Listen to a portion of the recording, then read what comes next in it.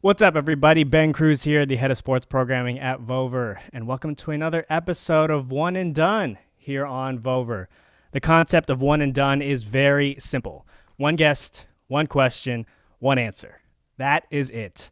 We're looking to bring you the best guests and the best questions on every show, which will lead to the best answers. On today's episode, we welcome a 5-time Emmy and Edward R. Murrow award-winning journalist and investigative reporter. Her 5-part series, No Man's Land, which did a deep dive into single fathers being denied basic and emergency services, aired last January to tremendous acclaim. Go check that out on NBC Bay Area's website if you haven't already. It's linked in the description of the show.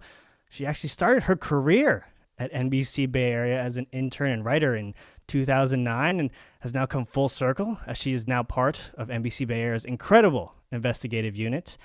In doing research for this show, I also discovered that one of her accomplishments listed on the internet is that she came in 3rd place out of 12 contestants in a 2019 hot wing eating contest, which I knew about personally, but I didn't realize the internet had gotten a hold of. But above all the accolades, she is a mom to her beloved dog, Lola, someone my daughter lovingly refers to as Aunt Candy whenever she sees her on TV and in person. And she is a soon-to-be married woman in about 6 months or so. By the way, I'm going to be officiating, so any reverends out there, hit me up with any advice. We've been friends for over 15 years, and she is absolutely one of my best friends in the entire world. Let's welcome NBC Bay Area investigative reporter Candice Nguyen to One and Done. Candice, this isn't my question, more so just a greeting, but how are you doing today? I'm doing well. Excited to sit down and talk to one of my best friends. It's super cool that we both like kind of into our spaces in different sectors of the media world, and that's probably the best intro I've ever heard of myself. And I hope at our wedding, when you officiate, it starts with that. That is actually the first bridezilla order. So just Okay. 197 days away, but who's counting? Oh, I was about to. That was going to be my question. Actually, it was how many days is your wedding away? But you already answered it, so I'll go to Plan B, I suppose. But yeah, I'll be sure to keep this on my short list of things to add to the intro of yours and your wedding. So Candice, which is again super weird for me to use your full name here because I'll be calling you something else. You I know. emailed me last night saying an email from Ben from Vover, and I'm like, what? Oh, beach. Yeah, no, it's for the listeners. We've been friends for so long that we have nicknames, so we never actually use each other's full names. And if we do, it's probably a serious conversation where something has gone horribly wrong. So it happens few and far between. But I'm sure you're wondering, what my one question is. So I'm ready to fire it off. Are you good? Are you ready? I'm ready. I usually do the questions being a reporter. So now that I'm getting it and it's one question, it's a little unsettling, but I'm kind of excited. Okay, cool. Okay, good. Yeah, no, you're gonna be great. You're gonna be because you're used to asking them, so you're prepared to answer. So here we go. So, Candice, as I mentioned in the intro, your journalism career now spans the majority of the time that we've known each other, and you've done obviously some amazing pieces of work. But something that stood out to me recently was actually a piece you wrote back in October called "This Aggressively Asian Face Is Over It." In response to this, racist video by this clown of a YouTuber, which was essentially mocking a different Bay Area reporter who happens to be Asian. And after reading that article, obviously my heart was heavy and disturbed by what transpired. But I also then couldn't help think about the struggles that you yourself must have gone through and continue to go through, as an Asian woman, in the media. So my question to you is, when you look back at your career path and how you got to where you are, what was the breakthrough moment in your career where you realized it actually doesn't matter that you're Asian? You're just good at your job, or do you find it's something that still occupies space in your brain and that you think about kind of doing your job on a day-to-day? So this is it's an interesting question that I've thought about for a bit, and especially now for some reason in my early 30s. I think the answer is both, and there was not one breakthrough moment. And Okay. that's because like when I was starting out in my 20s and I got into journalism, I knew I wanted to be a reporter. I knew I wanted to be an investigative reporter, but I didn't know that what it all entailed. And when I got into this field, you know, I noticed that a lot of people who had my position were like older guys. And it actually made me feel insecure that I was maybe the only woman in the room or the only Asian woman, because I wanted people to take me seriously. I didn't want like, oh, here's a story about Asian Americans, you do it. Here's a story only about women, you do it. I think it's important to do the stories, but I didn't want to be pigeonholed or those are the only stories you can do. I wanted to do the stories about, you know, corruption at companies, police misconduct, big stories that any person would take on. And so I did that throughout my 20s to find a space for myself in this world.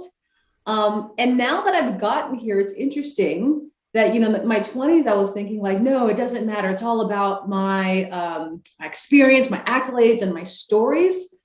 But in a sense, in my 20s, I like pushed that other stuff down of like who I am as a woman and a woman of color. And now in my early 30s, maybe because I'm a little older and, you know, I'm going to get married to, I'm going to have kids, I'm thinking about the future, but I'm also just like wanting to accept every part of myself, that I'm a woman, I'm a woman of color too, and I'm a journalist. And those are all those things. And they are all valid qualifiers of me as a journalist and as an investigative journalist. I'll also be honest, like it's just now in my career, and I've worked at several different stations under so many different bosses that I feel safe to also be like, hey, I am an Asian American, I am a woman, and I have these views as with all the experience I have as a journalist. But hey, did you know that also I have this unique experience of growing up, and that's why we should also hear from these voices and these stories. One thing that I've really thought about recently is like, you know, a lot of people, some people will get these jobs and like, oh, he just got that because he's the token Asian person, token Black person, token woman. And I kind of hate that because one, that's so dismissive. Yeah. Yeah. Being selected for a role because you represent the community you serve is a qualification, and a really freaking good qualification. And two, if you put that side by side with, you're not even like, maybe that person is just one qualified, right? And then now that you're saying, no, that's a token person, this and that, you're removing all the hard work that he or she has done. And just saying, oh, they just got it because of the way they look. And that's so dismissive. That's very likely completely inaccurate because you're not seeing the person for him or herself. Right, right. And that's something. So I guess my very long-winded answer to your question is it's been a journey answering that question for myself, that yes, I think my work matters the most. If I don't have accuracy, if my journalism, if my writing, if my delivery isn't good, then I'm not a good journalist. And that's just purely skill. But now that I'm a journalist, I think all of my experience matters. You know, my job is to tell people stories. It's investigate issues that matter to people. I'm a person too. I'm a person here in the Bay Area. My viewers are Bay Area people. So me understanding the struggles in the East Bay with housing and people of color and poverty and having a single mom who worked two jobs, like those are really rich things to have when you investigate issues that are supposed to affect everyone, you know, in the South Bay and San Francisco. So yeah, my answer to that again is it's both. One, my work does matter, but two, so does me being a woman and a woman of color and an Asian American. Yeah, and I mean, I think something you said in there, you know, where you said, you mentioned it kind of took, you know, a couple of places for you to feel comfortable, like safe. If you safe was the word you used there, which I think is a very important word. And you know, I think about it a lot more now that it's, you know, we have a daughter, right? And she's half Filipino. She obviously gets that from me, but she predominantly looks Asian, right? And I have to think about, you know, my wife and I have to think about, you know, this world that she's going to grow up in, where she's going to experience a lot of the same obstacles and hoops that she's going to have to jump through that you do, right? Mm-hmm. And that you have done. And, you know, it you know, as a parent, I'm just naturally like worried about that and all this other stuff. But I'm also hopeful that she will get to a place like you where it's, you know, you realize that it is about your job. And if you're good at your job, no one else can tell you anything. And that kind of is what's most important. Mm-hmm. And I am glad that she has someone like you both on TV and directly in her life to look up to, and to kind of be, you know, in addition to her mom, who's going to help guide her on that as well, but to have another strong woman figure in her life to kind of help guide her that. So, you know, thank you for that. I don't think I tell you that enough, or maybe at all, because you know, it's always weird to say super nice things to your friends, I guess. I don't know. Yeah, no, I think one of the best pieces of advice I got from a mentor of mine, it's Vicky Nguyen, who's now like Nightly News, Lester Holt, Investigative, Dirty Rock. She's huge, but you know, even before she got that job, and she's someone I looked up to and revered. Again, not just because she was Asian American, but because she's just just a kick-ass investigative reporter, mom of 3 and everything. She always said this to me: Candice, fight for your seat at the table, fight for it. Demand what you deserve. But when you get that seat at the table, remember that there are more seats at the table, that you shouldn't have to punch down to climb your way up. That when you get your seat at the table, go help someone else who's also getting a seat at the table. It's not a zero-sum game. And I do find it's not just men, it's a problem among women too, that some women get to a certain place and they're like, oh, I worked so hard to get here. And the next young woman of color, or who else, makes them feel insecure. And it's just like, I've had women bosses who I was like, wow, that wasn't very nice. Or like, I would never do that. And it's not in my current job at all. But what I learned from that, those were like some really, really hurtful experiences that your daughter, and if I have a daughter, and even some young men, or just people who are very vulnerable, will experience, and it's inevitable, it's life.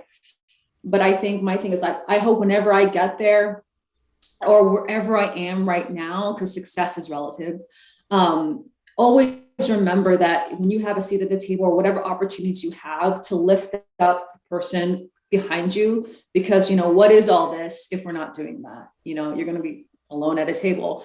And yeah, I think so. And that's what makes, you know, that's why, like, you know, this isn't a TV gig thing for me. This isn't just like a reporter job. This is,